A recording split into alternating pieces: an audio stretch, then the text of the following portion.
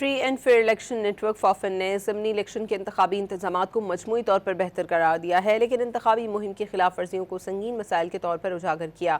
फॉफन की रिपोर्ट के मुताबिक वोटर टर्नआउट इंतहाई कम रहा, सिर्फ एक हल्के में टर्नआउट 50% से ऊपर गया। रिपोर्ट के मुताबिक 373 स्टेशन का मुशाहिदा किया। 49% पोलिंग स्टेशन पर सियासी जमातों की जानिब से वोटर्स की आमदोरफ्त में सहूलतकारी देखी गई।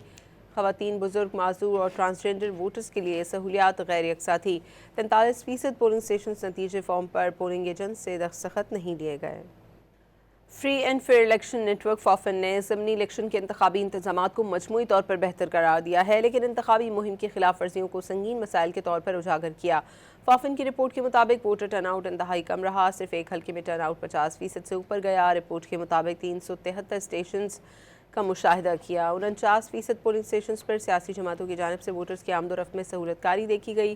ख़वातीन, बुजुर्ग, माजूर और ट्रांसजेंडर वोटर्स के लिए सहूलियात गैर यकसा थी। 43% पोलिंग स्टेशन नतीजे फॉर्म पर पोलिंग एजेंट से दस्तखत नहीं लिए गए।